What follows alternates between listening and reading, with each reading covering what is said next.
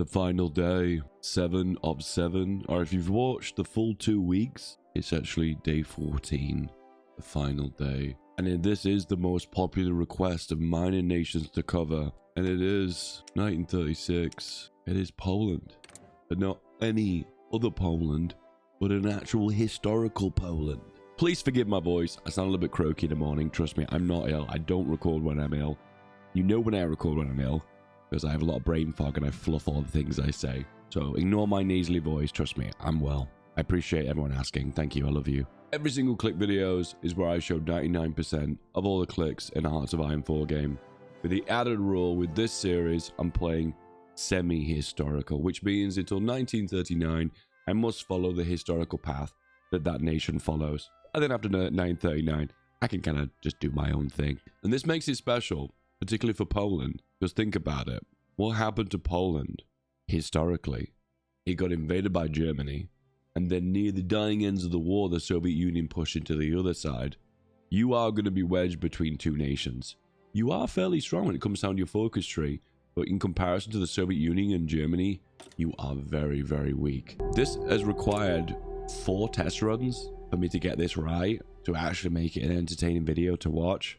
And I don't want to go into exile. Trust me, you don't want to watch the government in exile mechanics. They're really, really boring. So, my attempt as Poland is to hold. Can it be done? Well, I'm going to show you how. Take my hand. Let's go. If you want to watch all the other 13 videos as a part of this part 14 series on every single click historical videos, the playlist will be linked below.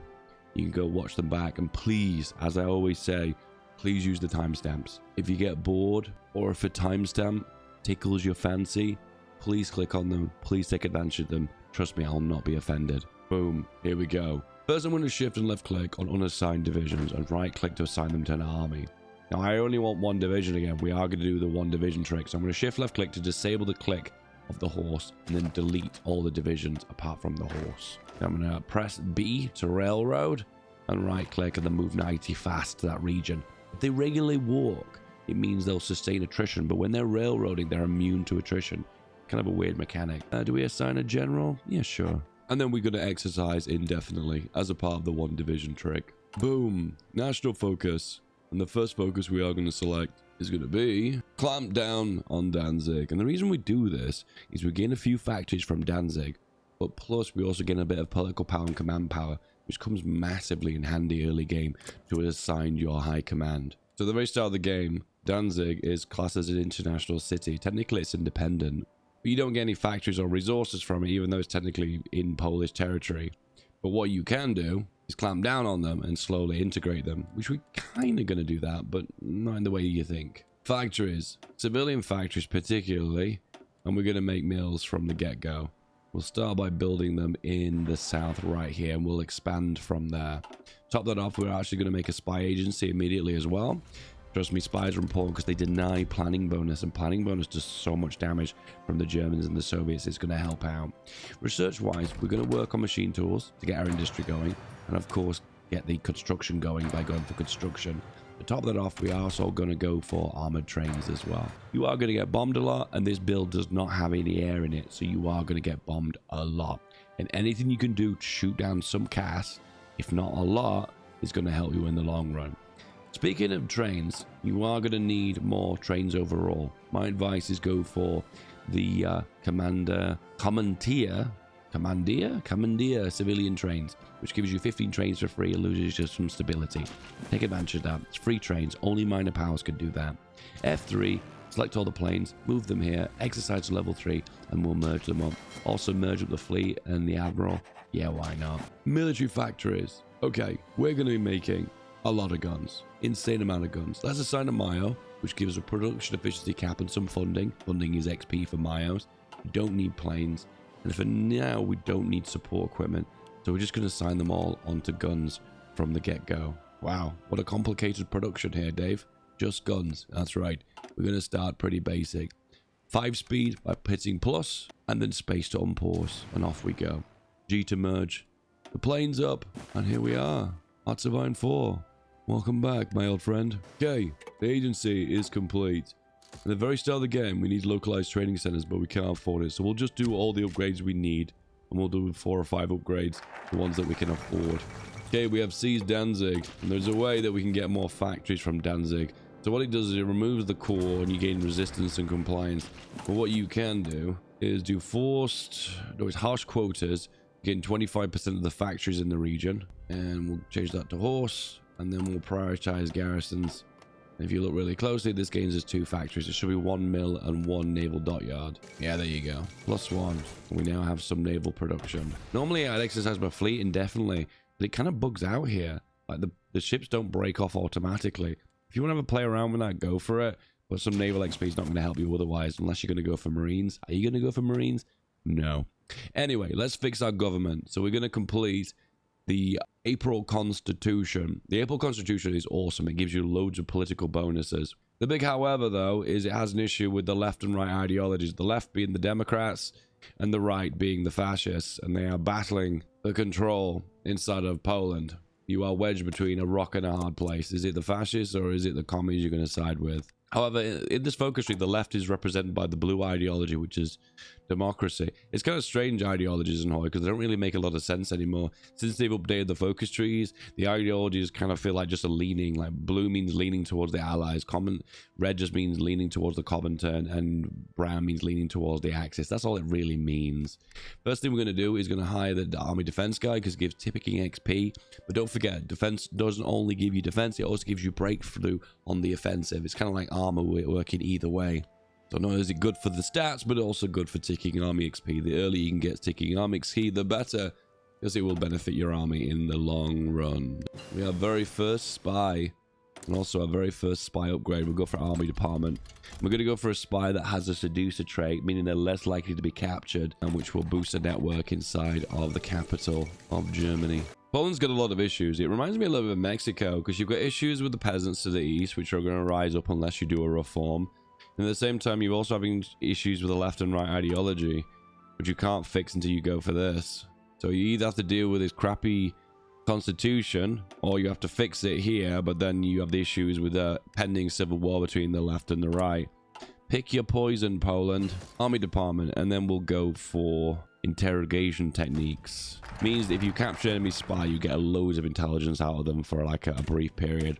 All right, with these 3 focuses, just fix the constitution every single time. Do all 3 of them before you spend any political power, because it does give you discounts for certain things in your nation, such as conscription or economic laws. And we are going to change those pretty early on anyway. Interrogation's done. We'll go for civilian and economy upgrade. Polish militarism, which gives 2% recruitable. You gain so much recruitable manpower as Poland. You get access to so much manpower. And we're going to find another way to get more manpower down here as well. Anyway, next up, consolidate the sanation government. I always want to pronounce that as sanitation. I'm probably pronouncing that wrong. Please forgive me. Armored trains. Assign them on. Start building them. Get the production efficiency up. You were producing about 10 a year. That's perfect. Alrighty then. Next up, disperse industry. And we're going to go for machine tools. I'm not going to explain too much about the mechanics, but just let you know. It gives more production output overall, particularly dispersed industry, a little bit more useful because it also gives building slots. So it's very tempted right now to mobilize. You do want to mobilize, but first thing you want to do is complete this form of government because it makes it cheap and you're going to save 15 political power. Ah, see? Save 15 political power. Look at me saving you money, eh? Always looking out for you. So now you have the looming civil war of the left and right ideologies. See, it goes from the very top one, low. So we have low sanation left and right sanation. Am I pronouncing the right sanation? It's one of those words that looks a certain way, but I say it and it doesn't sound right. Regardless, it gives more penalties when they tick up higher, and when they get all the way up to level 4, they're at level 2 now. You can see that. So tick, tick, tick. I think Americans say check, not tick. But it's the second cross is it goes up each pace. Eventually it'll cause a civil war at the very bottom. But it takes like 120 days per tick anyway.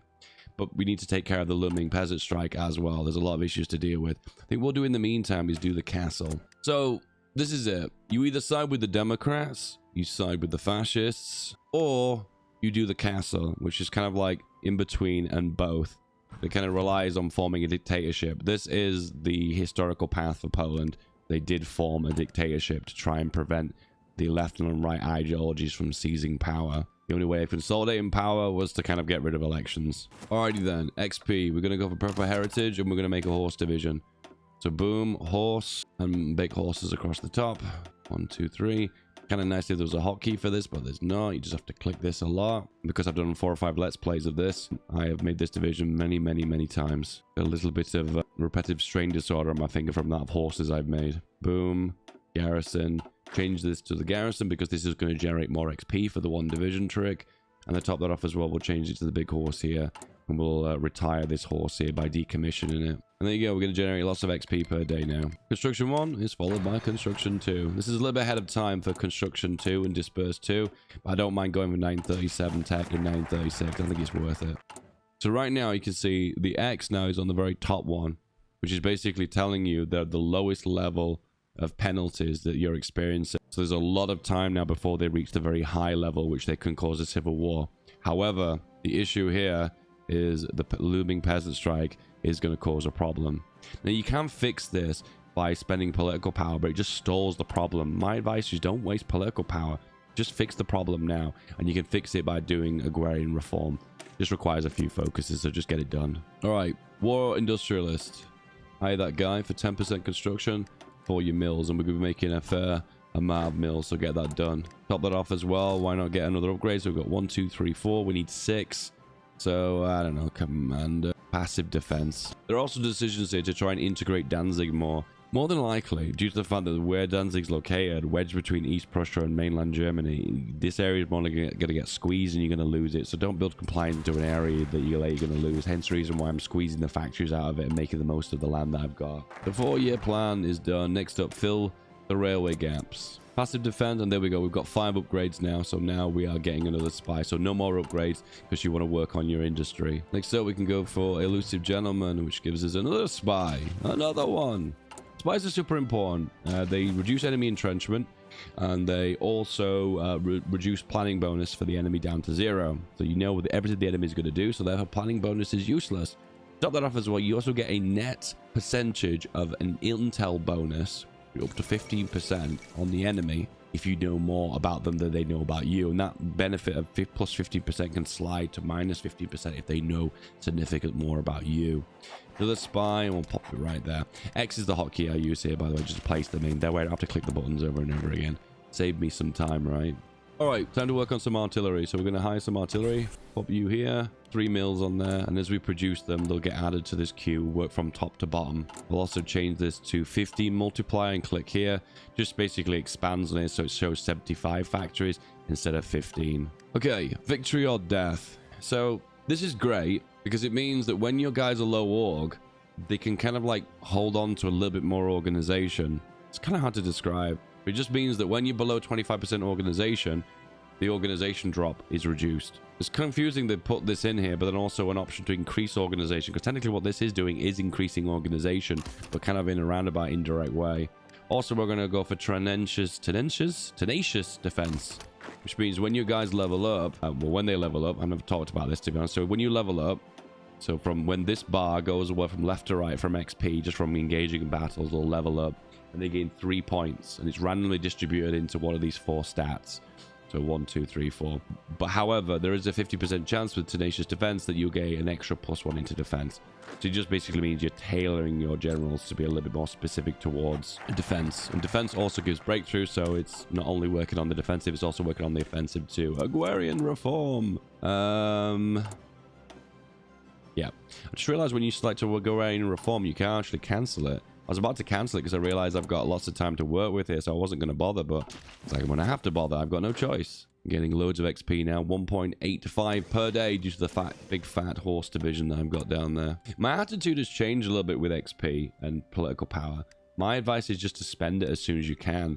There's really not much point holding on to it, particularly if there are some advisors you can take advantage of and get extra bonuses from. All right, disperse industry is done. I'm going to fix that one and shift you up. Finish building the one that's already partially built, and then we'll build the one with a higher infrastructure region. So I'm not really taking advantage of the free Danzig cities. I'm just going to close that decision, so just my decision screen is less cluttered. I'm also going to commandeer some more trains and close that because we're never going to use that again. Right now, I've got a massive excess of trains now, plus 50. Trust me, you will use all those planes, so it's a good idea you take advantage of them now. Only minor powers can click that decision to get free trains. Take advantage of it as Poland. You've seen me done this a billion times, right? A billion times. We're going to basically go for soft attack. We're going to get the production. We're going to get the defense. We're going to get the soft attack. We're going to focus on quality over quantity for breakthrough and soft attack. I just queued all of those ones up by holding shift and clicking each time. We're going to go for industrial concern. This is going to help the construction that we're focusing on right now, and that is our primary focus. Yeah, let's work on our electronic mechanical engineering now. Agrarian reform is done. Next up, we are going to go all the way over to the other side of the focus tree and then focus on the other bonuses. This is really hard to read. However, this focus tree is so innovative and really good, but man, it took me so long to understand it, and I feel like that understanding barrier slowed down my enjoyment of it. So as you can see here, you're basically vying for power. You either give power to the left or the right or both. But when you give power to both, it's kind of a stalling tool. It doesn't really help you in the long run. Where down here is all these cool bonuses. Now to read this is really difficult. What you've got to kind of do is, I'll hover over it here, is ignore the ones that affect the opposition. Can you see those middle two? Affects opposition. These are just the bonuses you get for sliding power based on the time with the little tickers on the decision. The one you want to look at is the very bottom one. See that April Constitution? Telling you what it's giving you by selecting that one. And once again, there are some spicy ones in here.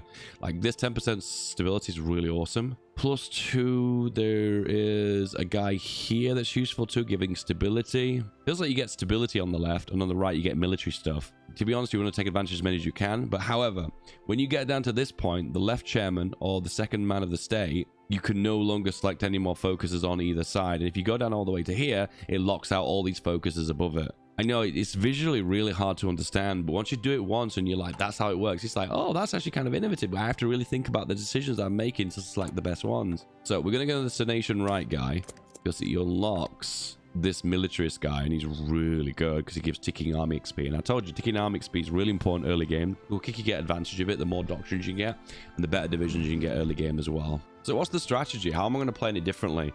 To be honest, it's super min-max here. I'm just going to be spamming out infantry that have artillery on them. Basically something like this. That's going to be my bread and butter division. It's not optimized for combat width because I haven't got the production for that. A lot of people ask me like, well, what's special about 18 combat width? Nothing. It's just a maximum amount of stats based on the amount of production that I've got. So for instance, if I had less production, I'd make the division smaller. I can't really optimize for combat width with the fact that I need to cover my entire front line.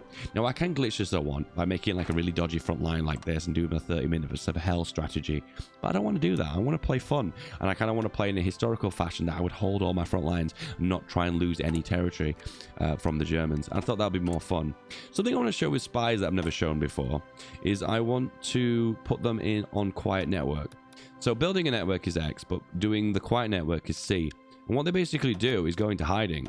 I'm pressing C here, and then it turns green. What it basically means is it keeps the intel network maintained, but simultaneously, you don't get any of the benefits. But then there's no chance of that getting captured as well. So there's not that situation where you're just about to go to war, and then two of your spies get captured, and then you have to save them, and you lose all your intel network. At least this way, you're prepared. You're not going to lose anything. Does that make sense? It's quite useful for doing something like collaboration states, because you're maintaining the 50% intel network to do the collaboration state over and over again. And it's something I missed in the Soviet video that I should have covered. Thank you for you guys pointing that out to me, by the way. That was really useful. Anyway, so nation military guy, and then if you look closely, it vies support in either direction. So you can see now that the right is the lowest level of pressure, but the left is now at level 3. So what I need to do now is favor the Senation left, which does the opposite in reverse. It kind of makes them happy, but then pisses off the right side. It kind of would be more illustrate this with the kind of a balance of power, because you can actually see vying of the left and right and the center in one go. But once again, as I said to you, it's not visually very good, but it's actually kind of a little bit difficult to explain as well. Once again, when I did the dev dives and covered them for this game once upon a time, I felt like it was really difficult for me to interpret it to the viewer as well. A lot of the time the mechanics are really good when you understand them, but then just visually displaying the mechanics in a way to make them actually worthwhile is the biggest issue.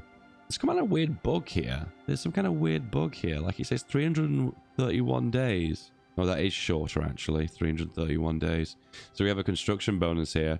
I feel like I don't want to take advantage of that, though. No, I'm gonna do it. We've got lots of research as Poland, so we'll take advantage of it. It's a construction bonus, so only applies to get excavation techs and construction bonuses. I really don't care about the rest. This nation left, and what does this give me? I think this gives me a stability guy. No, it gives me the leftist legionary. Oh, here we go. Another leftist minister giving extra stability and acceptance of diplomatic diplomacy. Wow. Stability is a big issue with Poland, so getting that stability over 50% pretty early on is going to be useful. Let's have a look at the status right now. So they're about to tick over to level 3 for both. And the way you fix this for both is the easiest way of doing it is just apply for the castle. When you eliminate the socialist parties or dissolve the government, it basically favors both parties, and they love that. So they're on fire right now, meaning they're level 3. So we'll fix that by favoring them both, and then we can start getting some more bonuses in here.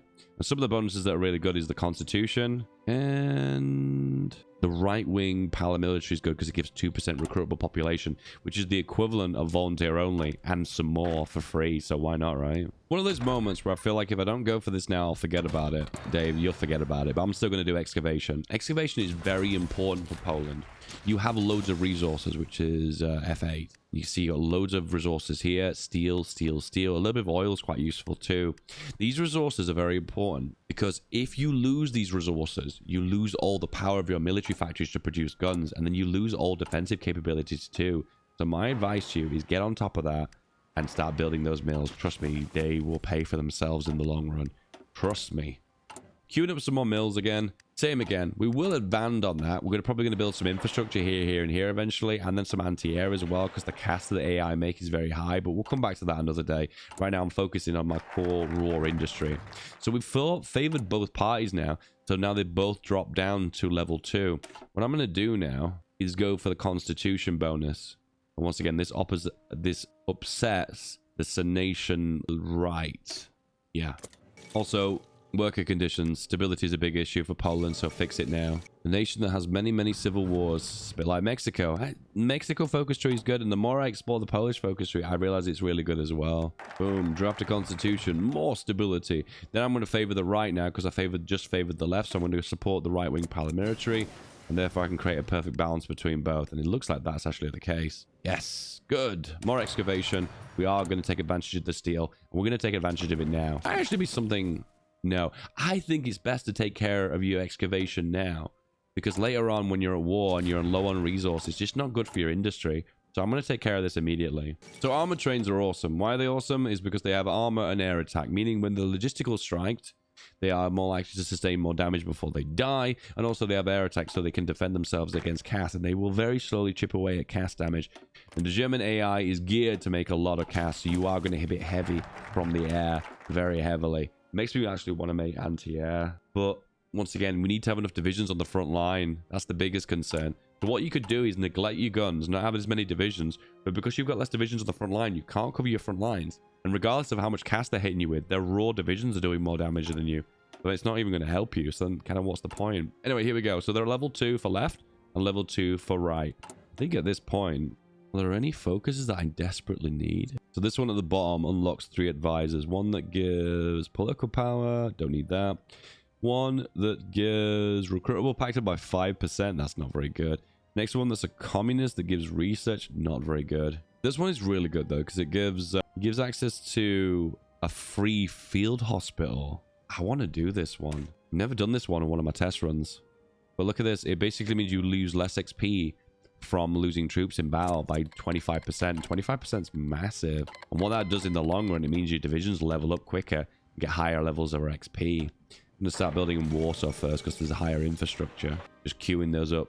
By the way, so the hotkeys is control, shifts it to the top, and shift maximum amount of building slots. So 2. If you do shift and control, it'll be maximum amount and shift to the top. Does that make sense? All right, there's no point sitting on army XP. I guess we'll make the key division, which we've already got it. But man, there's still a part of me that says, Dave, maybe you want to make some anti-air. Yeah, maybe I should. Maybe I should. Maybe the key division here is not actually the soft attack. No, it is 25 soft attack for artillery. Oh, that's really big. All my test runs, I never did anti-air, but I realized the power of anti-air just because the German AI makes so much cast. The Legion of Merit. The left is very happy. The right is level 3. We're going to go with the second man of the state. So now you're locking in and saying the right ideology is the one I'm going to favor, which locks out the left completely. Oh, actually, no, it gets rid of the right completely. But you'll no longer be able to progress on the left side of the focus tree. Once again, the tooltips are so massive. And I think that's the reason why I'm just not a big fan of the historical system for Poland. I mean, once again, when you understand it, it's awesome.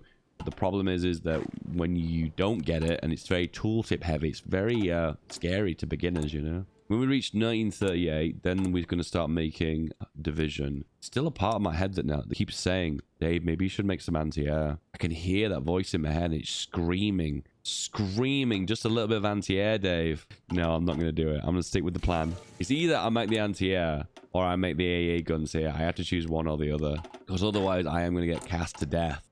And the cast damage initially is going to be incredibly high. So the left is at level 2. But the right is at level 4. So the right is about to civil war. But because I've got the second man of the state, the right is now pleased. But the left is a little bit angrier because I've sided with the right.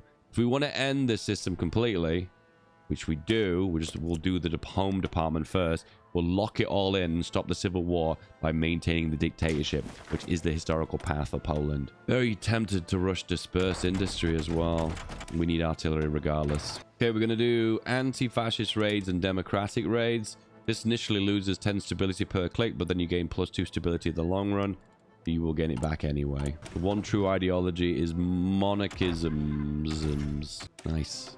Okay, home department, then we maintain the dictatorship, which completely gets rid of the left opposition, which gives us all our stability back. Thank goodness. And we're finally at that point completely free of the historical democratic part of the focus tree, because all these focuses for the historical path on the right, quite frankly, aren't very good. But some of the spicy ones for the right and the left are pretty rubbish too. I mean, at the end of the day, it's a war game, guys. We like to go to war, right? Type 1 in the chat if you like war.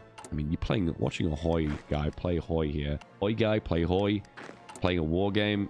Surely this is what you're into, right? Right? Boom. We are done now. And here comes stability. And here comes a better nation. However, the problem with our nation right now is it sucks.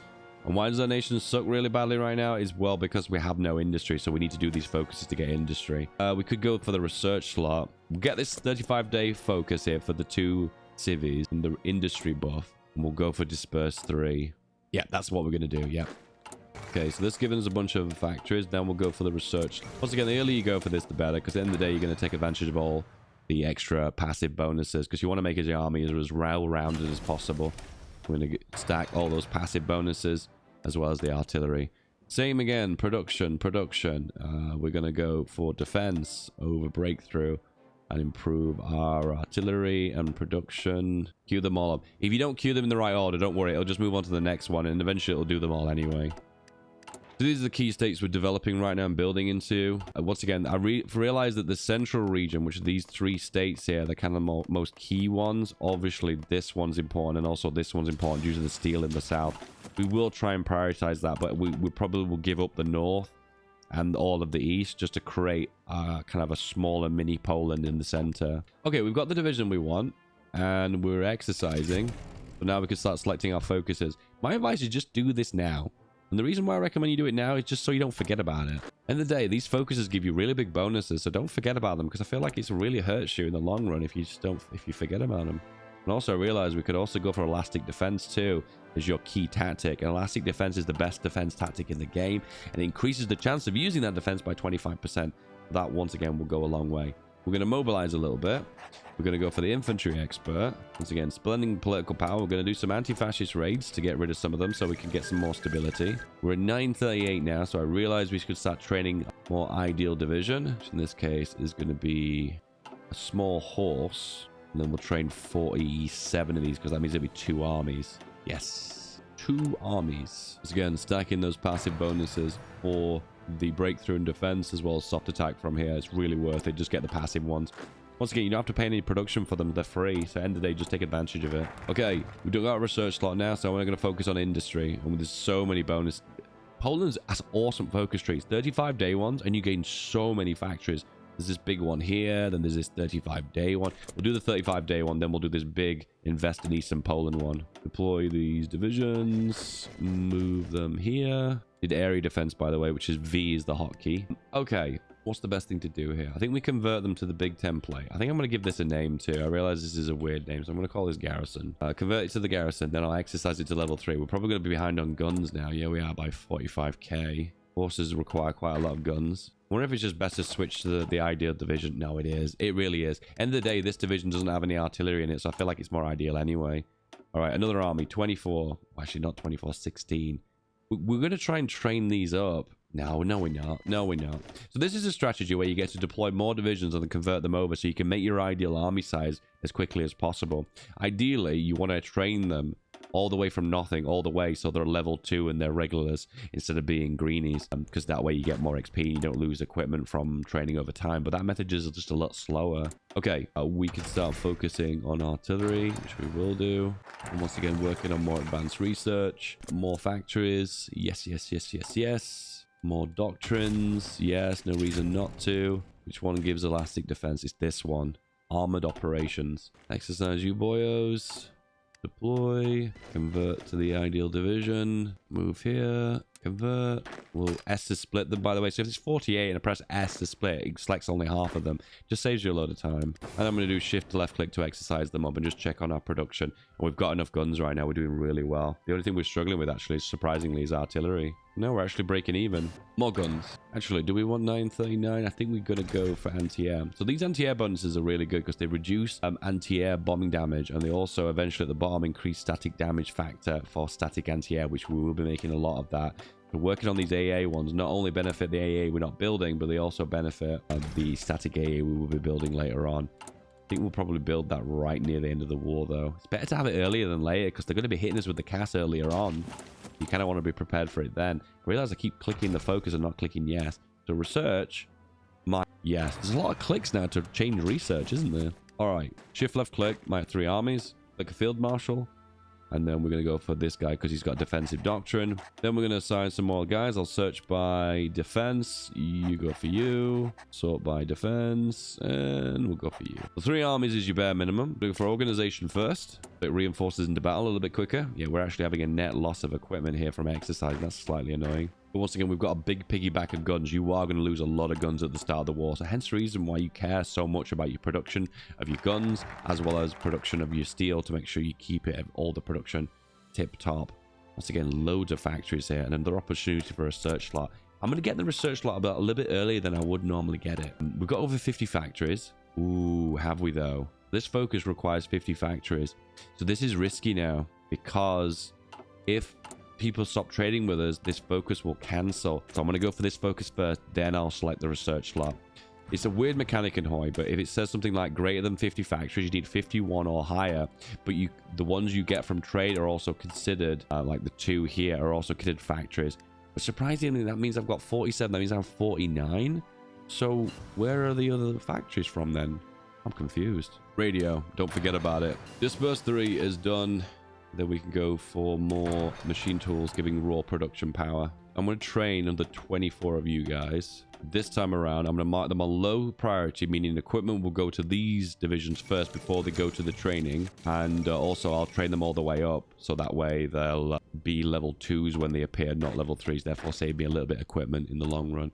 So if you click on this icon here, you can see how much equipment we've lost. And we've lost 4k guns from just exercising, which is a lot of guns to be losing just from training your troops on the front line. Trust me, it's better to wait than to deploy them early, but I always deploy them early because I'm just lazy. Also, I'm having trouble with artillery production here, so I want to try and catch up on that by assigning more. Might have to import a little bit of steel to catch up now. A little tungsten. Don't normally do that, but I want to make sure this production is nice and high. I've assigned the artillery on a little bit later than I would have done normally. Okay, another bunch of factories. We'll go for that now.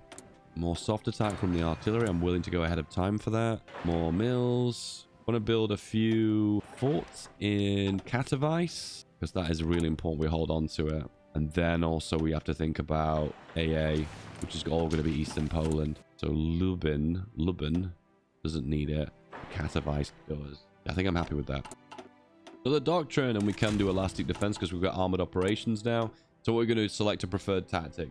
Whenever you're engaged in combat in Hoi 4, a random rolls of dice happen and tactics appear. All the tactics that appear in preferred tactics are all specialty tactics, where you get a lot of more basic tactics like attack or defend. And there are counter tactics based on certain ones. For instance, Blitzkrieg is an awesome one because it gives you loads of attack damage and loads of speed. But can you see very closely? It says all these requirements. You need a division over 50% hardness. You need to have a skill 2 general or a panzer leader, blah, blah, blah, something like that. However, defense, elastic defense, see what it does there? It counters Blitzkrieg and masterful blitz.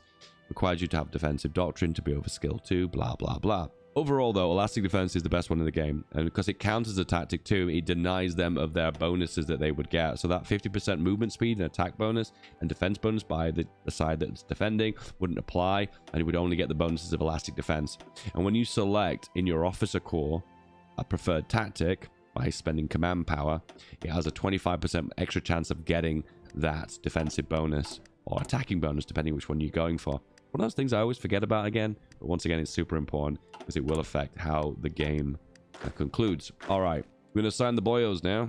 So I'm going to delete his orders here. Z, click, X, drag. Next up, we're going to right click here and OK that. Field Marshal, X, Shift, left click, X, drag. And therefore the guys will all move to where they need to be.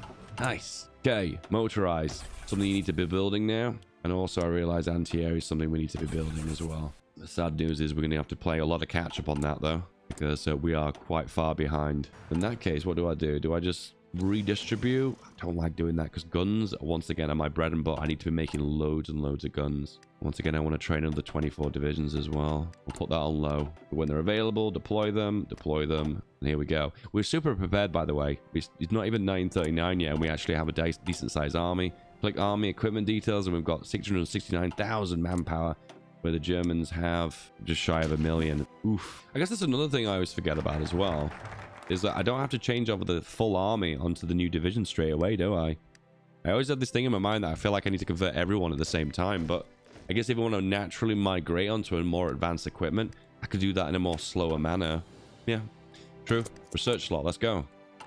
I feel like I'm a little bit ahead on everything in a minute. My research is tip-top. I'm getting my army out quicker. The divisions have just deployed here. These guys are going to make a fallback line here. So we're trying to hug the victory points, and we're also simultaneously trying to stay behind the river. Does that make sense? So I'll let you guys deploy, move over, assign a general, and shift left click to exercise to level 3. You can see right now we're eating into trains a lot quicker. I told you, we probably thought to yourself like, well, you're making too many trains, Dave. Like, no, I really wasn't. Just explain my production. So we're always going to be building trains. Once again, replacing armor trains, regular trains with armor trains is beneficial to prevent the air dominance from the Axis. So we're never going to assign that. This gives us extra supply from supply priority. Eventually, we'll start adding on some anti-air. Of course, actually makes sense. Divisions need to have soft attack, and it's the easiest way of adding soft attack. And of course, getting as many guns as possible is always going to be worthwhile as well. Okay, right now, we can import some steel from the Soviet Union, an unlikely ally, I agreed. But we need to keep up the production of our guns in the meantime, because when we go to war, we'll need to rely on our own steel production, which then we can build infrastructure. Right now, we're about to finish our final mill, so now we can start kickstarting our industry as hard and as powerful as we can go. Deploy you boyos into Warsaw, and that means we've got full 5 armies. We're super prepared. Okay, this is a good focus to have ahead of time because it gives extra 5% defense on core territory and some more war support. Always worthwhile. Also, radio propaganda, extra 5% war support, very useful. Once again, more defense on core territory slows down the Germans, so it's super helpful to get that ahead of time. So right now we're having a bit of a supply issue on the front line here. So what I'm going to do is select one of the front line bios, just one here, and then give motorized priority. Now this is going to eat into our trucks.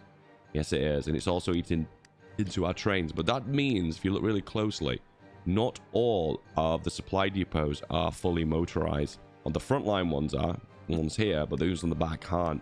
This is kind of how you should play Hoy, really. You should kind of migrate to a more ideal division template.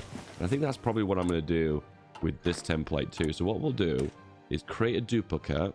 Now, actually, we'll mark this as regular. So equipment goes to this one last, but then goes to this one first. Then we mark that one as the first one. The shovels is what we'll go for. And then we'll add anti-air on. I realize I just did that wrong. Yes, I did do that wrong. I meant to hit duplicate first. Okay, we can fix this though. It's just going to cost us a bit more XP, which is not ideal, but it is what it is. Default symbol, regular, remove artillery, save. So now we've got two.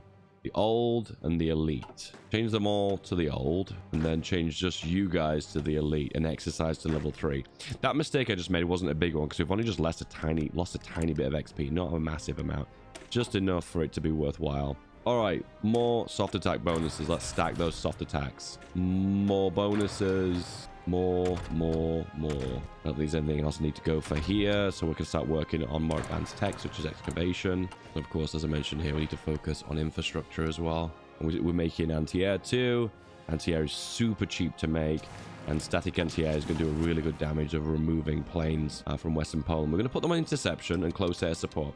So interception only sends fighters into the sky to intercept bombers, where air superiority means they'll be constantly flying to try and give a penalty to the enemy for their attacking abilities. Air superiority is kind of better, but if you've not got a lot of planes, interception is more worthwhile. Got some bunch of divisions here ready to deploy. Another army. Pop you guys on the front line, exercise you guys up, and that is our full 5 armies. I am super prepared right now. I feel really confident about this. So we are holding the back line, holding the front and the north, and plus we've got some reservists as well. And I feel so confident about this. We'll exercise them a little bit first, and then we'll move them southwards. But I realize these need to be regular divisions and not the anti-air ones. But as we go, we can kind of change divisions around and modify them to go for the more individual division template based on what we're going to be aiming for. Okay, we're a little bit behind here. Actually, we're really behind now, think about it. So we have the option here now to focus on Plan West, which is a defensive thing you can do to defend the western front. This is going to be useful to build a few forts in key regions to try and hold certain points. It's also useful too because you can use decisions on the map to hold ground and get defensive bonuses. I think that's what we're going to have to do. All right, the other army on the front line, that is now going to be converted to the one that has anti-air. We can exercise that to level 3, and it costs very little XP to do it. So pop, you're all level 3, and we don't lose equipment. And plus, it's only going to take us a few days to get back to the anti-air stockpiles. Perfect. Okay, we're up to date on our motorized production as well. That's also really good. Still focusing on soft attack. Oh man, I'm in a really good position now. I feel really confident about this. So this is so confusing. Make sure you don't make the mistake. Plan East is on the left. So East is on the left. Can you understand how this feels silly to me? But to the opposite way around. So to defend against the Germans is Plan West, which is on the right, even though you're covering the left front line. I know, it's so stupid, isn't it? I know. I realize we've not actually assigned a Mayo to our guns. Can we do that for the artillery too? Or do we already have the Mayo for the guns? Okay. That's actually a big mistake there, because I've just missed out on some decent bonuses for my guns. What does it actually give me? It gave me 3% defense, 5% soft attack, and 8% reliability. Oh man, that's really bad. Why didn't the game give me like a pop-up to let me know that I could assign a Mayo? Oh, that's really annoying. What Mayos did I miss out on as well? 5 upgrades. Oh, come on, game. Really? Really? Usually it shows like a little arrow, a pop-up arrow here to let you know there's something to upgrade. Anyway, you know what happens here, right? The Germans are justifying on us. We realize we've got this army in the center here, and this army is going to cover this front line, the Slovakian front line. We're going to leave the Hungarian front line open, and I'll explain that one a little bit later. Trust me, I'll explain it. It'll make sense soon. Anti-air has been worked on. We're going to upgrade the anti-air for more anti-air damage. All looking pretty good. And look, see that arrow here? That indicates a Mayo can be upgraded to take advantage of extra stats. But for some really strange reason, that one never gave me the pop-up. I don't know why. Another option to upgrade our doctrines. That's insane. We get so many doctrines early on. Absolutely insane. I want to assign on more mills onto anti-air. I feel like we're not producing enough. Right now, our supply situation is looking really good, so I don't even want to assign any more motorized priority for any more divisions. Everything else is going really well. Making the anti-air. Be aware of where you build the anti-air. So most of the action is going to happen in Western Poland and a little bit of action in the east until the Soviets arrive. So build all your AA in specifically this region, and you can see that's exactly what I'm doing. Worker conditions, it feels too little too late, but having stability when at war is going to be worth it. Remember, when you go to war, you lose stability. Even if you're defending against a war or even the aggressor. So having extra stability banked is useful over 100% to give you that little bit of an edge. I realized too that Danzig doesn't have any troops in it because I can't move them in. So at the very start of the war, they usually just walk into Danzig, which is like super annoying.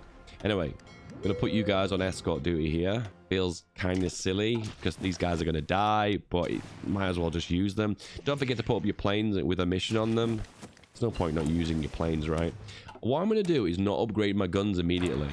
What I'm going to do is go into production here and say, select outdated and recommission old guns. So we have the new guns, and then the... Oh, hang on, I've recommissioned the wrong one. Oops, no, not the World War I bayonets.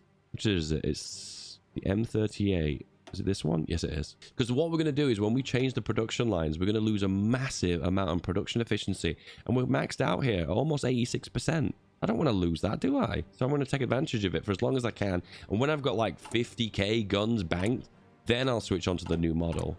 I think it's almost time too to switch out to more anti-air again. Remember, the 1st of September is when they declare war, but you will get a pop-up to indicate they're about to attack you, so you get a little bit of prepare phase. Hence here, Danzig or war. Now, the one it's going to select by default is the top one, so don't leave that too long or you'll lose Danzig. You'll just hand it over to the Germans. Don't do that. Anyway, we're going to go for local Western plans. This allows decisions on the map that's very similar to the Spanish Civil War, that will allow you to give a defense bonus in certain regions if you are losing. We'll give it like a few days. 1, 2, 3, 4, 5, and then select no. All right. There's a bit of RNG in Hoi 4, which makes me sad because I don't like RNG. But here's certain things that can happen. Hungary may join the war and attack and take all of the east. That is a perfect thing to happen, because what will happen then is the Soviets will justify on these eastern states that are controlled by the Hungarians, and therefore the Axis and allies will go to war early. Also, you're going to delay the Germans attacking the lowlands and France, meaning it's going to massively strengthen the Western allies, meaning that they're less likely to break France, but they may still break France. Hence, there's many numerous things that might actually happen. Anyway, I think we're in a good position now. Is there nothing else that needs to be done? No, I think we're in a really good spot. And initially, they declare war. All right, there's so many things to change now. What do we do? I think we're going to mobilize. Realize we don't actually have full entrenchment in the north too, which is kind of annoying. Immediately walk into this area, so I'm going to walk into here too, just to hold that ground. So what I do is I press H to hold. If I want them to stop, then I right click to tell them to move. I also have forgotten about the spies. So I'm going to change it back to X now. So they're going to go from silent network to a network where we're actually aware of their presence. You can see we've lost 20% stability because we're now at war. We can get war bonds. I don't think there's anything else we can get right now. And right now you can see the cast damage they're doing is insane. Yeah, the amount of cast damage is pretty intense right now. And we every now and then we chip a little bit out of their cast damage, just due to having anti-air in our divisions and also having static AA on the ground. We have an option here because it's saying I can win in Danzig. So I'm pressing H to hold and right-clicking, trying to counter-attack into this region. I'm not even sure that's even going to be worth it, but I'll give it a shot. Nah, it's not worth it. I'll just press H to hold. All right, we're just going to sit around and wait a little bit. Excavation's done. Working on soft attack bonuses. Soft attack bonuses. All the good stuff. Could rush the factory techs ahead of time. That's an option. Resources are still okay right now because we get them from the Soviet Union, but we're not even that far behind anyway, so it's not even a big deal. If we want to, we can start building factories here. It's best to build the infrastructure first before you build the anti-air and the factories. I've kind of done it in the wrong order, but I just desperately need anti-air right now because I know we're going to go to war and we just need to sort that out ASAP. Tempted to go for engineer 2 to get flame tanks. How it's just a bit early at the minute. I need to be holding ground against the Germans before I start diversifying my tech. I'll go for mechanical computing. All right, the first attack has been engaged, and by the look of things, we're about to lose our access to the sea. As you can see, if we click on a battle, we can actually see the Germans have got no planning bonus, and on our side, we have an intel advantage of 10.7%. That's huge. That basically just means is we know significantly more about the Germans than they know about us. Basically, can select some troops here. The best thing to do is S to split and move only a few over. So you don't want to leave a gap here, so that's the reason why I don't move them all over, hence the reason why S to split. They're hitting us with cast again, doing lots of damage. Look at the cast damage. This is logistics damage. This is also logistics damage, and this is the cast damage. But you can see we're chopping out 5 here, and they've got so many planes, it's just going to take a while for them to lose momentum. Initially, what happens is they attack with a lot of momentum and a lot of power due to the mass number of casts in the air, and then they lose all the momentum when they lose all their cast. All right, what we're going to do now is sort out these front lines. So I'm going to press delete these over, move these boys over, manually select you guys, and attach them onto the front line, then we can make a more organized front line. And it looks like if we lose this front line too, which I am going to retreat out of here, actually. I'm not going to hold this. I was planning to hold it to begin with, but I just don't care because it'll make my front lines easier to micromanage. All right, running in, and then we do the exact same thing. We select you, delete your front lines, confirm, assign them to the front line. Then if we press Alt on the circle and drag it over, we can get everyone on the front line. Nice and easy, right? Also, I'm going to build some forts here. Just level 1 forts. If I hold control, it assigns at the top of the production queue. Level 1 forts build practically instantly. Yeah, it's like literally like 2 or 3 days for one level 1 fort. It's not massive, but it's going to be a decent amount of damage to do something to slow down the Germans. And you can see right now they are making a push here and they are doing some decent damage. Just be aware that Poznan, that's it, is a really bad place to get encircled. It happened a few times to me in a few games. So just pull half of your divisions back just to make sure they don't intercept you here. One of my pilots has become an ace. Nice. Not nice, it's ace. Oh, I see what you did there, Dave. All right, we're defending pretty well. We are losing a little bit of ground. Oh, losing Katowice is really bad. That's really, really bad. We can try and counterattack here. That would be amazing. Losing Katowice is really bad because that's so much steel. Once again, that's the reason why I built a level 3 fort there, because I realized this is an area that you want to hold on to. Okay, this really sucks, but you really want to select ambusher if you're losing. But then when you counterattack, having the 10% attack is going to be huge. You know what I do in this circumstance? Because I don't know if I'm going to win in the long run or lose in the long run, just to RNG the way battles work, I'm not going to select any, and I'll come back to that later. If it turns out that I start losing really badly, I go ambusher. If it turns out I'm holding out really well and I can counterattack later on, I'll go for the attack. But for now, I don't care. And we're taking it back. Yeah, that's actually really good for me. I also want to build maybe an extra level of fort here. So you can see now, the higher level of forts you build, the more that you stack consecutively, the more the price goes up. And this takes almost like 10 days to build. Well, these level 1s are about level like 3 days. Keeping an eye on the logistics here, so you can see I'm a bit behind on the anti-air, which is to be expected. But right now, we are holding so well. Just that little bit of anti-air and being prepared has gone such a long way. Hungary hasn't joined the Axis, so they're not going to join the war. But if we hold out until March, that's when the Soviets justify and declare on us. Oh, it's July next year. Oh, wow, we've got a lot of time to prepare. And we can get some more land doctrines, which is also good. Oh, we're in such a good state right now. Everything's looking so good. Keep an eye on your motorized. Can you see we're losing motorized slowly? And the reason why we're losing motorized is because the CAS striking is doing logistical strikes. I said that was a concern. And that is why we make armored trains, because they can withstand attacks from CAS really efficiently. All right, we're in a really good state here. Local Western plans mean now we go into decisions. We have the option to get a 20% defense bonus per region. Now, we will take advantage of the attack and the breakthrough as well, but we're not going to be attacking for now. But using it in states like this, which has got the steel, is massive. And it just costs a little bit of political power, and they're not going to be able to break this now. Soft attack bonuses, that's good. I think I still start rushing production now. Yep. National focus wise, I think we focus on industrial stuff. We can get more steel out of Katowice, so we'll do that, and we can build the infrastructure of that region as well when we've done the AA. Right now, once again, everything's looking really swell. The big concern we might run into now is we're not in the Allied. Hang on, the Allies aren't defending me. Why? What?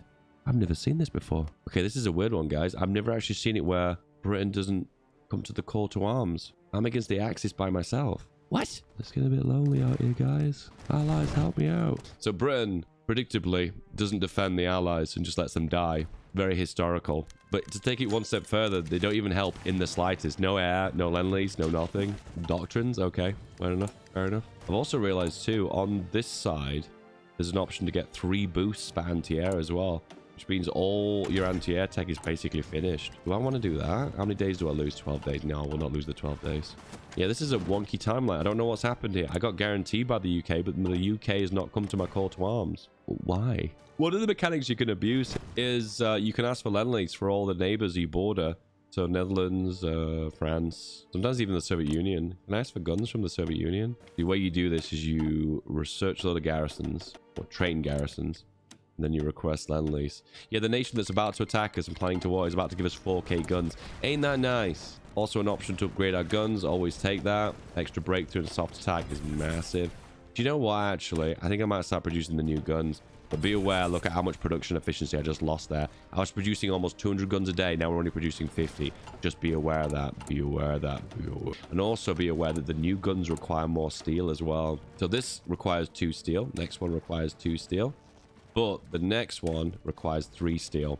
See, that's not big, but remember that's per military factory.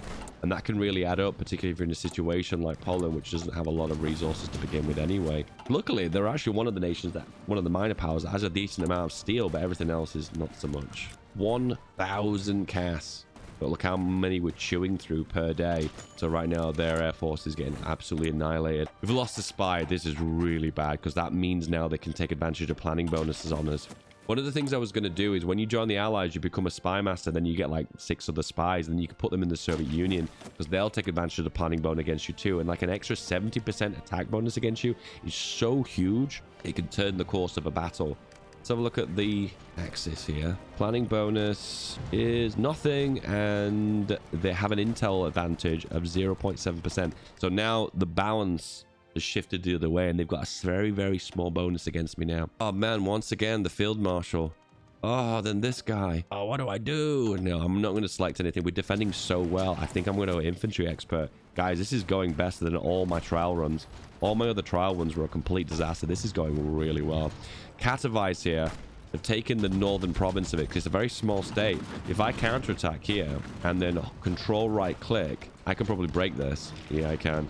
Absolutely annihilating them. Katowice has just given me a massive ton of steel there, so we don't need to import steel. Look at all the steel. That's insane. 83 steel from this tiny state. And that's why you build forts here, guys. You can't afford to lose that fort. All right, invested anti-air. I said I was going to do that, and now we have done that. And we max our doctrines out soon.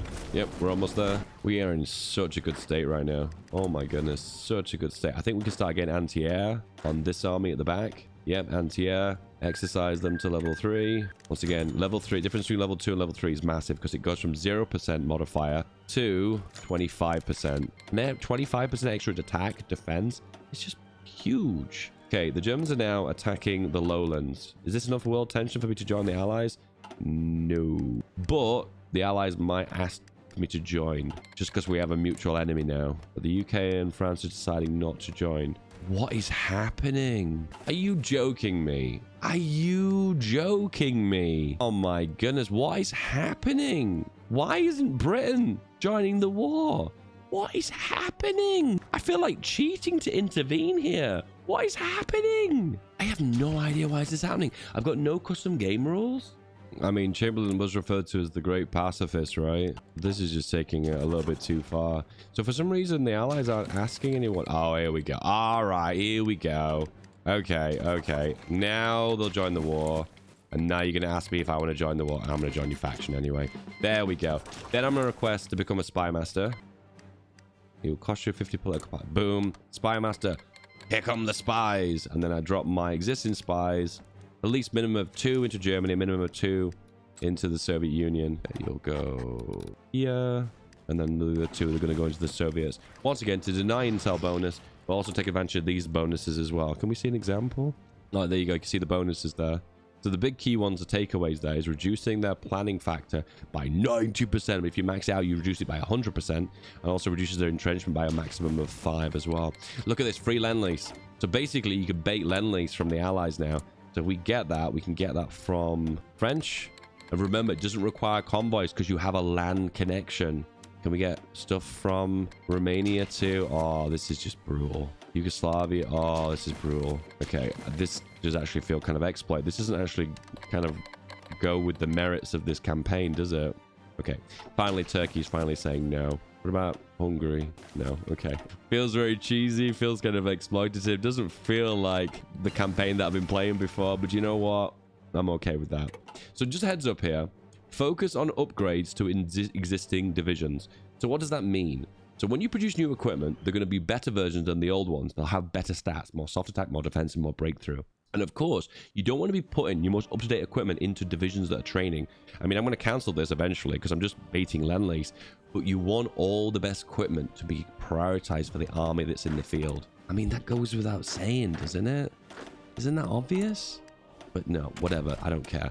Anyway, Engineer 2 is important because it unlocks flame tanks and they have loads of attack capabilities. Guys, I feel so confident. I feel what I'm going for infantry expert. Maxing the doctrines out? Yep, that's right. With these doctrines, we max them out. That's insane. I'm blown away about how OP some of the things we've been looking at right now. So OP. Anyway, quickly go for rockets. Then we go back to anti-air, take advantage of the speed bonus. And once again, these passive bonuses and improvements to anti-air are going to be huge. And more artillery. Yes, yes, yes. We have an upgraded potential for the anti-air. What is it? Reliability. Do you know what? That actually is important. Once again, it means that we're more likely to recover equipment after it breaks after a battle. And that's going to be huge based on what we're going to be doing right now. I feel like we don't need anti-air. Don't need resources too. So are we just building? Are we just building mills? I think we are, guys. The anti-air is massive. So all our air force has been completely nullified here. Oh, that's not true. There's 21 planes left. We'll leave them. We'll delete the other air wings. Deploy more divisions. I'm not going to deploy them.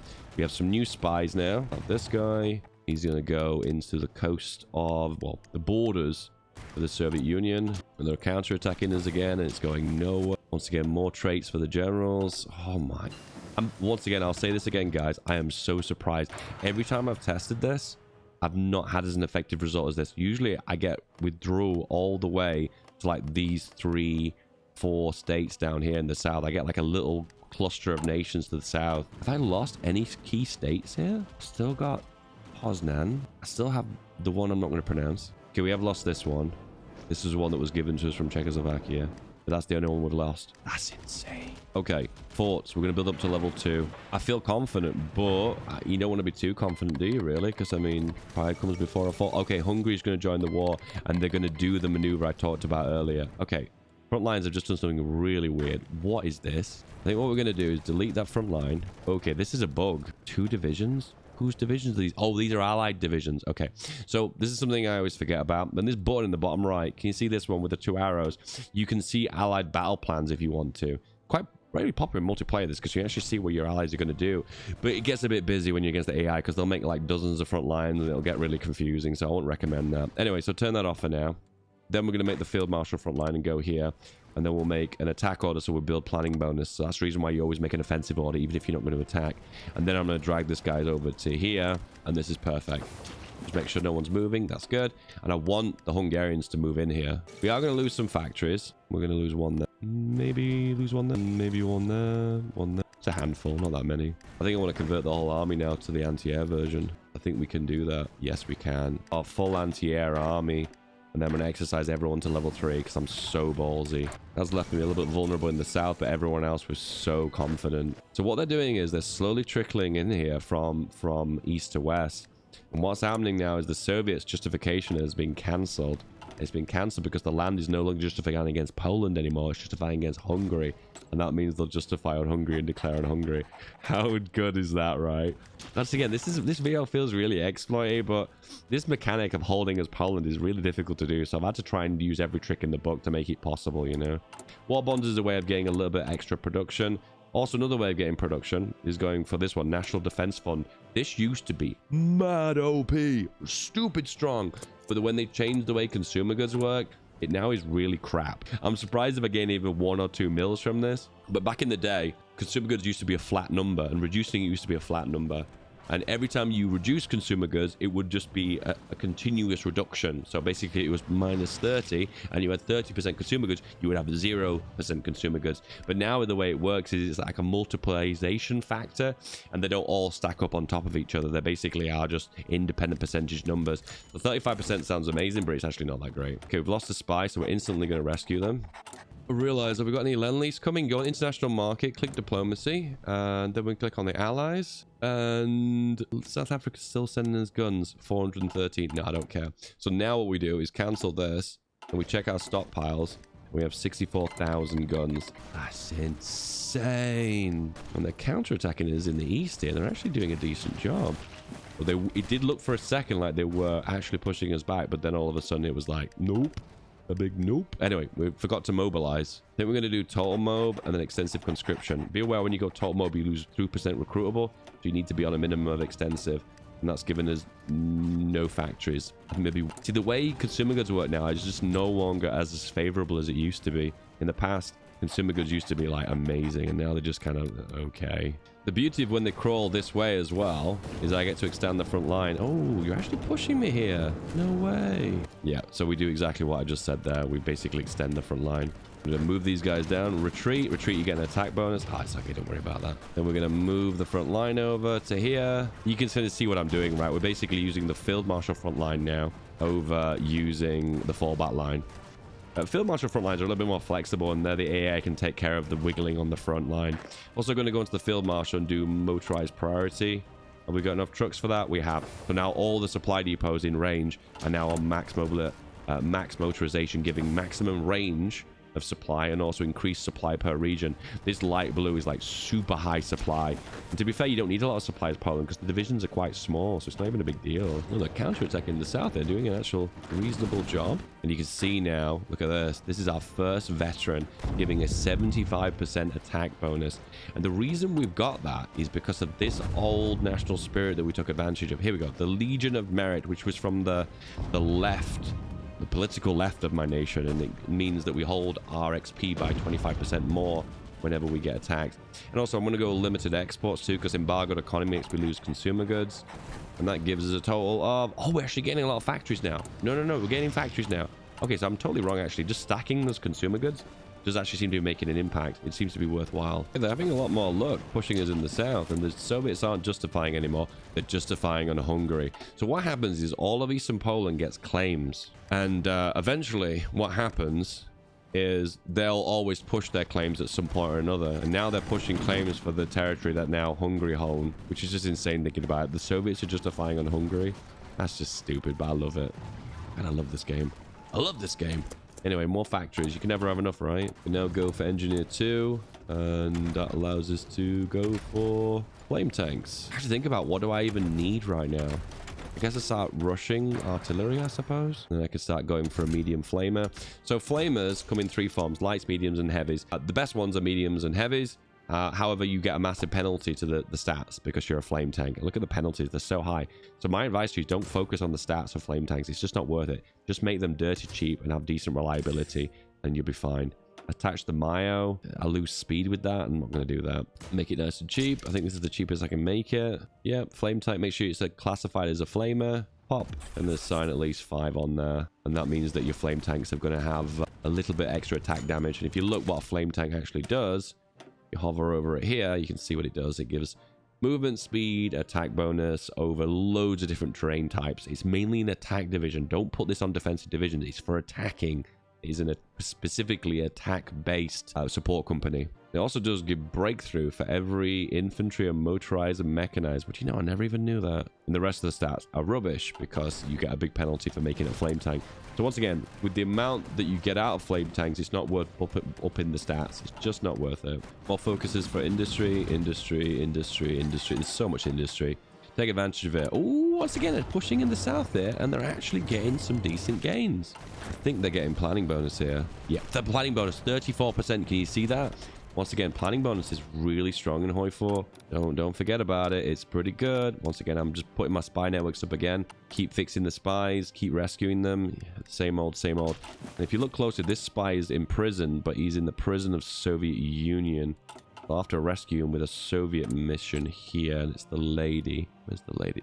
And then she's going to go and do the mission. If missions don't execute immediately, you want to maybe prioritize operations, because it might be not enough equipment's going into that mission objective. Realize this army, this one here, is too many troops. So I'm going to halve them and S split and just put 5 on the other front lines. They're pushing me in the south here, and they're doing a really good job. The Soviet man demands the east from us. I'm just going to straight up say no. Nope. And that gives us a war goal on us, and that means they're going to declare on us. But remember, we're guaranteed by Britain. You know what that means? The Soviets are going to be at war with Britain. And France is holding because we're a massive distraction to the east. I realize we can even do mountaineers too. Do we do mountaineers? We can add recon on, couldn't we? So just a heads up, to increase the chance of countering tactics, you can increase recon. So these tactics will fire more frequently if you have a recon advantage. And the recon on my division is 0. So if they have a recon advantage, more than likely, they'll get the best tactics in every single role, and that's how tactics are more important. What we've found from testing from the past, this was over a year ago though, is whenever a unit had a lot of recon, it tended to be gave a big bonus on the defensive, but the advantage on the offensive wasn't as effective. So if you are thinking about getting preferred tactics and reconnaissance, go for it, but just be aware it tends to benefit you more on the offensive than the defensive. The other way around, defensive than the offensive. Yep. Army logistics for a high command, and we've not had a high command slot empty for so long, so take advantage of it. Soviets have declared war on me. Oh no. And off they go. What I could do is build AA in this eastern region. Yeah, I'm gonna do that. Okay, we've made a big fallback line now, so I think what I do now is delete this guy's front line, put everyone on the fallback line. Don't like where these divisions have moved too far forward though, so I'm going to micro them out really slowly and avoid taking any losses, because I don't want to get troops in circle, because that's just making my army small and it's not good for me.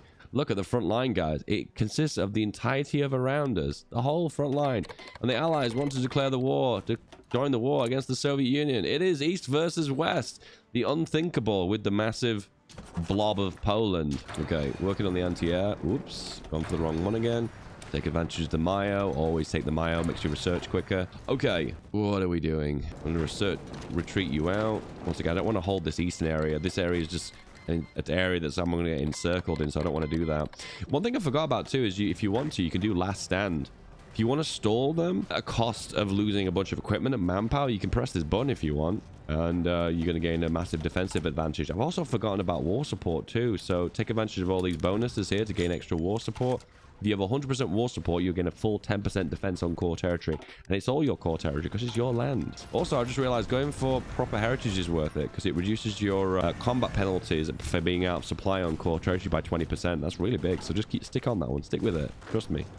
It is worth it. Yeah, they're pushing in the east here. I'm just going to hold out, though, because I think I'm doing okay. Once again, we have no spies in the east here, and the Soviets are way stronger than the Germans in the minute, so I don't really want to put all my spies into Germany. So if you see a front line here that's not doing very well, just move some divisions over and try and defend them. Things are going right now. We've got all the steel. We're keeping up the production. Everything's looking pretty good. We can't get the tungsten into our nation, but we're getting everything else in. We got an upgrade for our artillery here. And I guess it's the breakthrough and it's the hard attack one, right? No, it's the soft attack. Okay.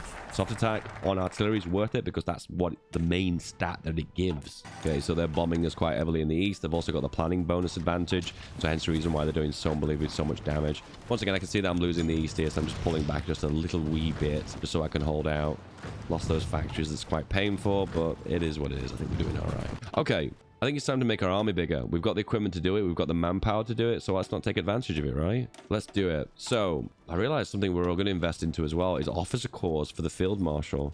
We might go into attack. Oh, we have to have an offensive doctrine to do that. We'll come back to that later anyway. All right, yeah. So what we're going to do is train another 30 of these guys, and what we're going to do is over assign them so they have 30 each. There's already two guys here, this guy and this guy, that's already got the trait that allows them to hold more divisions anyway. So if you overstack a general and put too many divisions on them, they suffer from just a blanket penalty to the amount of stats that they can project onto their divisions, which is based on these stats and the traits that they've got. And of course you want to maximize the stat damage overall, because that's what generals do. That's what they're so great at.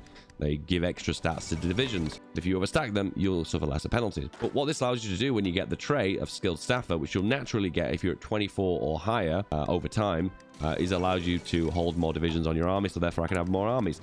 And also as well, that means that I don't have to assign more armies on as well. But then again, I could go for the delegator. Oh crap. I don't usually select this because I'd much prefer to get logistics wizard. Oh crap. Now you're making me think. No, we're still going to assign the extra divisions onto these armies. Because if you want to, what you can do is go for expert delegator, and it allows you to have 2 additional armies with this army group. Meanwhile, chaos in Europe. Is anyone following this? What is happening? What's going on? Madness. Mayo upgrade for trucks. Okay, I'll queue a bunch of these up. I don't really care about them though. How's I'm making rockets here? Oh, I'm meant to be making the artillery. Agent's been captured. We're getting really unlucky with agents getting captured. Where is he captured? Captured in the Soviet Union. The Soviets have got like a higher chance of capturing spies. It's really annoying. It's because they've got the NKVD guy. Where can we find it? In the intel? No. It's an NKVD officer. It's one of the political advisors for the Soviet Union. It increases the chance of them spotting and finding spies in your nation. So in that circumstance, it means they're more likely to get captured, and then you have to go off and save them. It's really dislike that mechanic because it's very RNG and there's not a lot you can do about it. I wish you could spend resources to try and save them, which you kind of do with the operations, but it requires a lot of clicks. But mechanically, if you could intervene to prevent them from getting captured, something like that. And another one's been captured, and this is in the Soviet Union. The joy of when they both get captured in the same country, though, is that you can send one spy in to rescue 2 agents. I don't even think we need right now to be focusing on the Soviet Union. No, I think we don't even need to do that, but we'll rescue them anyway. See, this requires support equipment. Do we have a lot of that? No, but be aware that could catch up to us. So just assign a few mills onto that. Also, I don't really care too much about the anti-air anymore. We're going to focus on mills. Because I realize the front line with the Soviets now is really narrow, and it's mainly Axis that are surrounding us. So in that circumstance, like, why am I focusing spies into this region I don't care about? And I really don't, so I'm just going to move them all over to Germany. We'll rescue these 2 spies from the Soviet Union, and we'll put them all into Germany. Okay, recon. We're eventually going to add it on because we're going to use the recon that's a part of Special Forces. You get a free recon that has mountain defense, and attacking mountains is very difficult in Hawaii, so taking advantage of those bonuses is definitely worth. I realize we're going to train these guys all the way. I'm not going to deploy them, but right now we're holding the front line. There's no desperate phase where we need to fix anything. Everything's going really well, so I don't really want to do anything, really. We've reached the point there's no focuses to select that I actually need. No. Railways, atomic research. This one gives us civilian factory, so why not? Yeah, I've realized this one is meant to give you naval industry, but we have no contact with the coast, so it gives you a civilian factory and a mill, which is kind of cool by the devs. Respect to them, because they realize that, oh, well, you can't have access to it, so we're going to give you an alternative bonus. That's actually cool. Flame tanks. Let's add those on. We have no XP. We'll come back to that later. So if you're going to attack here, my advice to you is to try and attack into areas that have supply depots nearby. I think we need more divisions, though. We're going to have to wait for these guys to be trained. German attack here, and it is going nowhere. So free counter-attack. Narrow the front line. Mind if I do? Okay, the spies have been rescued. Put them all into Germany. And the counter-attack here. Easy pushes. Just, once again, pushing into the front line. It doesn't make the front line any longer, so in that case, why not, right? In this case, we're narrowing the front line using support attacks. So regular attack is just a right click, but if I hold control and right click on the bubble or the division icon, that's a support attack, meaning when they win the battle, they stay where they are. Yes, stay. And also this city, are we going to grab our first bit of territory off the Germans? I think we are. And it's gone. My advice is go on local police force and focus on garrisons. Deploy the divisions. Boom. 30 divisions, and what we're going to basically do is split them off one by one and assign them all on, so an extra 6 divisions per army. Yep, one by one. I just do the S to split, so it's just way easier and more time efficient. SSSS. If you hit S enough, you eventually get 1 division anyway. SSSS 2, and there you go, 30 divisions per general. All right, I'm going to go for expert infantry boyo here. This is going to eat all my command power because I realize we're winning, so we're going to focus on the offensive now. But trust me, if you're losing and you're not doing very well, ambush is really good.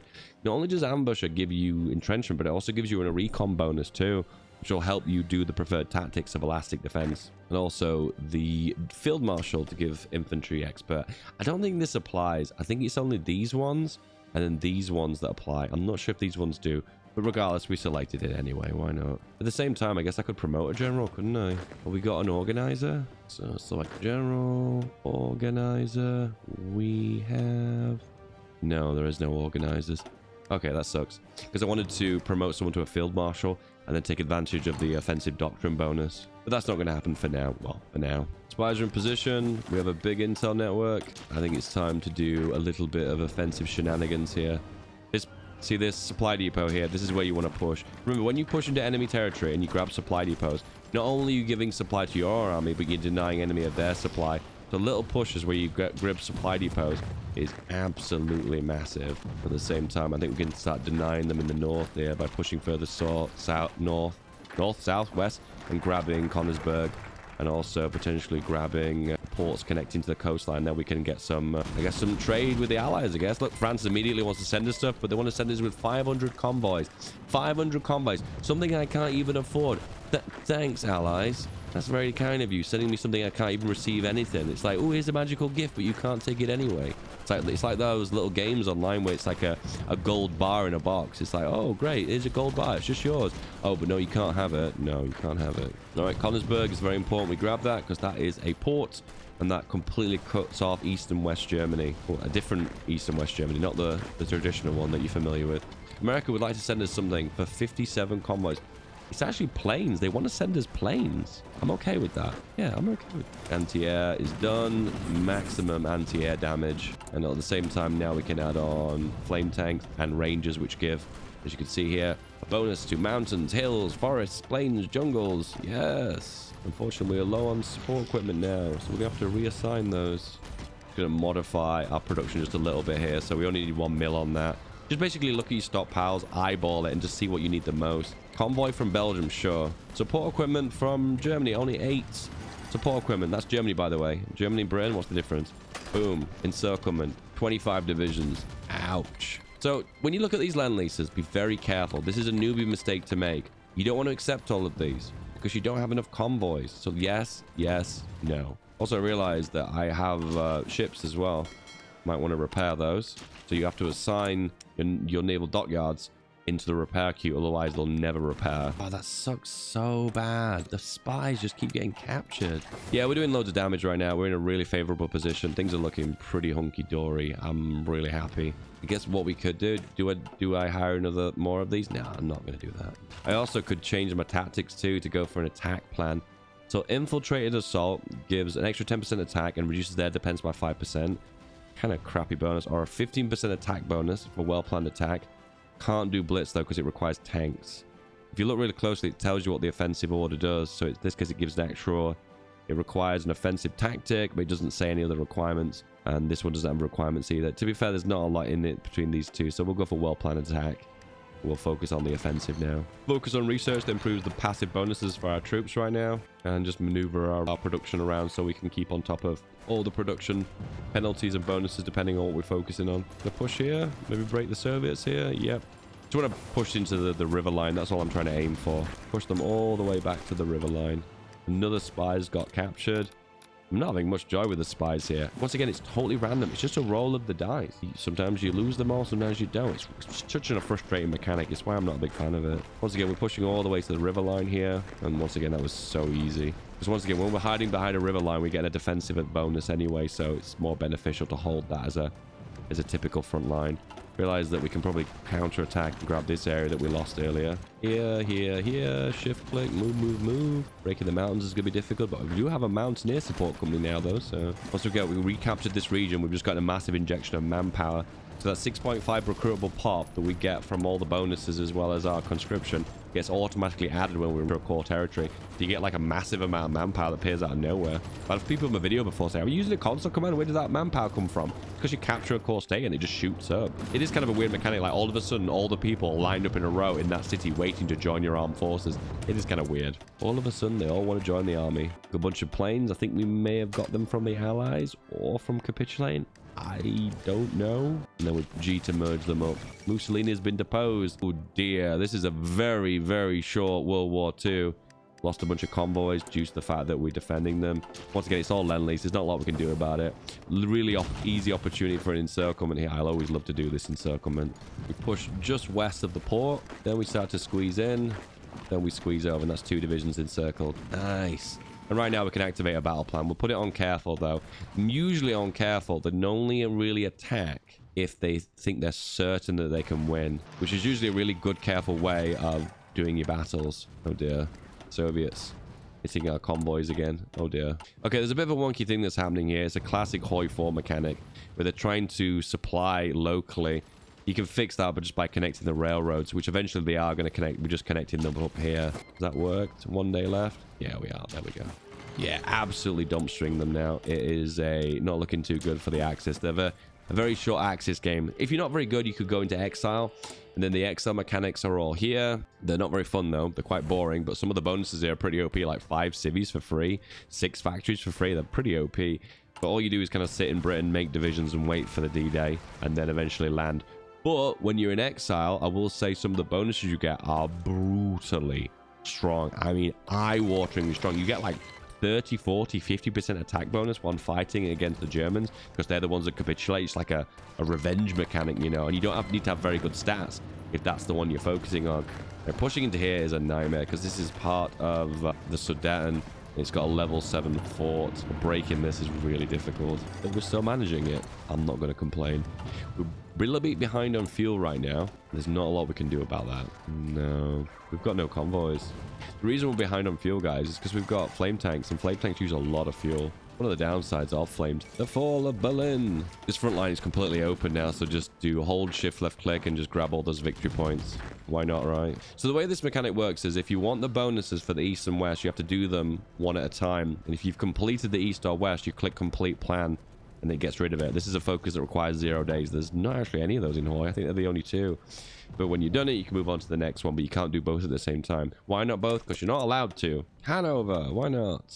Leipzig, Nuremberg, go, go, go. Yes, British pronunciations of German words. That's right, I'm not German. Now you know. I think we're going to go aggressive here just for a little bit of a push. Yeah, we're murdering them. Oh, the damage is eye-wateringly high. Realize because we branched out so openly right now, we're getting a lot of supply depots, and it costs you 60 trucks per supply depot. So you notice the amount of trucks we need now goes up massively. So just assign a few more mills into that.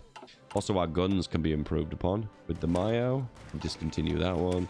This can be improved to give breakthrough and soft attack, which is the core bread and butter of a division. So I'm definitely going to take advantage of that.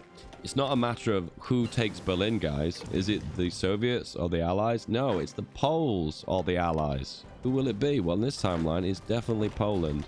Can't believe we're just eating Prague as well. Oh my goodness, this is brutal. Listen, in my test runs, guys, I got absolutely mauled. I didn't even think if this was my first run, I wouldn't even thought I would have been needed. I wouldn't even thought I would have even needed to do a test run. But look at what we got going on here, guys. It's going pretty well. America would like to send us something. That's amazing, but I can't accept it because I got no convoys. All right, activate the battle plan. Go, go, go. The reason we're not encircling this is part of the Sudetenland line again, the forts. I feel like forts should break a little bit easier if you attack them. I would be for improving forts and making them have more defense, but then they break more easily if you attack them and bash into them over and over again. I feel like that would make more sense. Front lines are all breaking right now. I don't want to reorganize the front line. Right now, it's looking pretty good. Grab Vienna and they're going to cap. And my contribution is 59%, which basically means we take almost everything. We inflicted 300k casualties to the Germans. And no, hang on, that's what we lost. We lost mainly to the Germans, and we inflicted 3.1 million to the Germans. Nasty. But the sense of what happened is, if the Axis can't take Poland, the Lowlands, and France, the Axis gets slightly weaker by an astronomical amount. All right, we can trade oil now. So what we're going to do is look for oil, then look for someone nearby that doesn't require convoys, and that doesn't exist. But we have convoys now because we can get that from the USA. And fuel, here it comes. The only downside of being low fuel is it reduces the movement speed of divisions from 4 kilometers an hour, which is what the division is by default, down to 1 kilometer per hour, which is really bad for defending because you can get overrun and encircled. On the attack, it's just, the penalties aren't as bad. Anyway, regardless, you talked about Greater Poland. Yeah, what if we unify the Slavic nations? Huh? Wouldn't that be a good idea? I think I'm for that. Maybe a kind of a Balkan thing. Yeah. I even get the ability to take parts of Indonesia and Netherlands because they pieced out individually. I'm not going to do that though. I'd like a big navy though. Yes. So what this works is because I've got the biggest contribution, every time there's a demand and it's contested, I can just make the demand again. But every time I make the demand, the cost per province goes up. But because we have the biggest contribution out of everyone, we're always guaranteed to get it. So it just doesn't matter. Again, and again, and again. I'm confused, actually. Didn't I demand this region? Oh, I did. It's already been taken. That's good. Pass. Boom. Look at that. Between 2 seas. Now we can make a front line for everyone. Get everyone on the front. I'm going to control B, which means everyone's default to railroad. See that changing? You want them to railroad. They lose all their org, but you get on the front line nice and quick. Off you go. Better artillery. I'll take advantage of that. Feel like I want to train 2 more armies. Need 60 of you.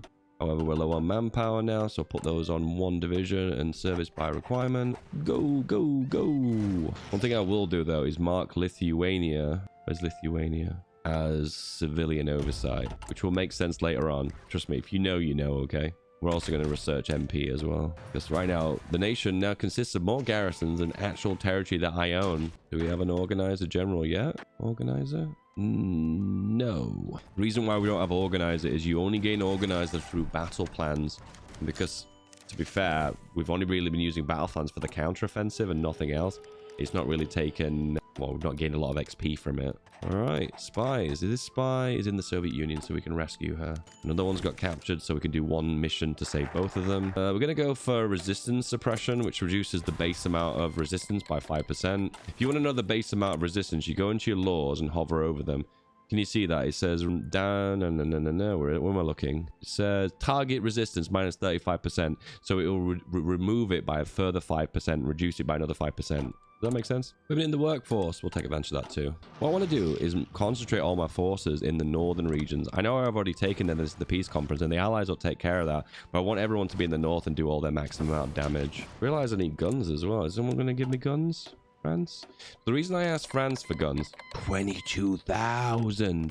The reason I asked France is because I've got a land border. That means I don't need to use convoys. Yugoslavia, are you going to help me out? Oh, Peter II, he's come of age. Come on. Sweden, redeem yourself. Yes, they gave me guns. I don't know how many they gave me, though. Let me have a look. I clicked it away so quickly I couldn't even see it. 26,000. Oh, my goodness. Aren't I popular?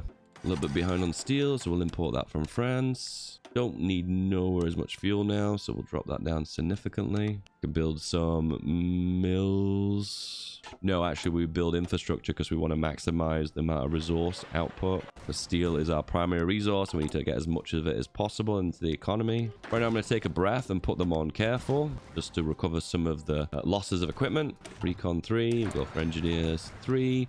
Engineer 3s give us bonuses. Land lease from Britain? Yeah, why not? Just see, we were 22,000 guns behind, and now we're +7, +8, +9. It's just solely based upon the land lease we just got injected into our economy. There's a few factories here that are broken. What I'm supposed to do is hold control and then shift them to the top. Oh, no, sorry, shift them to the top.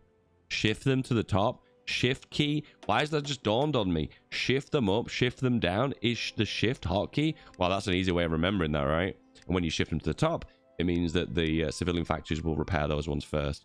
And fixing civilian factories is super worth, because at the end of the day, that's just going to give you more economy to do more repairs. More factories for more repairs. What is this? France landing into... Is it Estonia? Yeah. I forgot to have an offensive order for my troops. So I wasn't getting planning bonus, but now we're getting planning bonus very slowly. Land lease from Mirage, 27 convoys, sure. When you capitulate nations, by the way, you get a massive injection of convoys. Hence the reason why I have so many now, where I had basically none before. All right, planning bonus. A little bit of time to train some more troops up. Oh, look at all those green bubbles. That's what winning looks like. Oh, I'm low on manpower. That's why I'm a little bit behind on garrisons. What if I was to ask someone else for garrisons? Request garrison support? No. Request garrison support? No. Got a bunch of planes as well. Might as well deploy them. Oh, we haven't got the manpower for that. Never mind. One easy way of getting manpower is not only mobilizing more, but also requesting garrison support. But no one's willing to give me garrison support, which is kind of annoying. I've noticed that puppets are most likely to give you it, but in this case, not so much. What we can do, though, is add on MP onto you and also make the division bigger. And this should give me some gear back. Yeah, we get 50k manpower back. We also gain about 3,000 guns back as well. That's kind of what MP does. It increases the suppression amount per division. So therefore, you can need less divisions to be able to maintain that level of occupation law. It kind of works in kind of a reverse order than you actually expect it to. Another 2 armies. Deploy. Attach them. S to split. Put them onto the field marshal. And then I'm going to give this guy the expert delegator, so no longer overstacked. Assign 2 decent generals, and then attach onto the front line. It's a control click onto a front line or an offensive order will give them the ability to move forward and attach that front line. All right, keep an eye on supply here. Can you see this supply depot? It's overstacked, so it's red. So if I do upgrade bottlenecks, it'll automatically give you the right construction to build railroads in that specific region. Right now we don't have enough civilian factories, hence the reason why we have to wait. All right, attack. Spies, pop them in. Another spy, and what you can do at the same time is do a collaboration state. Oh, we're in the allies now, so allies aren't, well, democratic nations aren't allowed to do collaboration states. In this one instance, it wouldn't even apply. So a popular question would be would engineers have helped you out here? Kind of. Engineers give entrenchment, which is good if you can hold still for a long time to actually build the entrenchment. But at the very same time, it also gives passive bonuses to different terrain types. So for instance, engineers here gives defense for hills, defense for jungles. Forests is 25%, that's a biggie. Marshes is pretty big too. Forts get extra defense too. So honestly, yeah, hand on heart, engineers would help out massively. The only issue that I've not gone for engineers with is because I think the initial cost for engineers is a little bit too high, hence the reason why I avoid it. Oh, encirclement. Encirclement. Encirclement. I'm going to delete one army, actually. I realize I got way too much army here compared to the amount of manpower that I'm trying to put into the world. In fact, actually, I think I might delete both of my new armies. Yeah, actually, both of them. Why did I train those armies not to use them, eh? What a waste of time. At the same time, I'm going to start working more on artillery because I realize I've got enough guns for a very long time, and we need to import the tungsten to keep the production up. Damn, the Soviets are not taking this line down, are they? And every time we improve MP, if you check on your equipment, you get a refund back. There you go. I get 20k back guns. Sorry, 20,000 manpower back and another 1,000 guns back. The refund that just keeps on giving. Never-ending refunds. I feel like I'm getting desperate. I'm going to go aggressive. Oh, actually, desperate is the right thing to do because we can break so many front lines with this. Yes, definitely the right thing to do. What we could do now is promote one of our generals. There we go. The best general we've got is this one with 6 attacks. So promote him. Make him the field marshal. This guy? Yep. Make the old general, the old field marshal, the general. But then with this guy... Oh, he's already in army logistics. Shit. I was hoping to get a guy that I could make a high command. You're a defense guy. So I need to find someone who hasn't got an existing officer corps trait. What about you? Yes, you are ripe for the role. So we're not really doing this based on merit. We're just based on what is your role already in government. Yeah, you promote. You're going to be the field marshal. Yes. Change them around once again. And then you are going to become an offensive doctrine guy. And then become an army offense chief of army.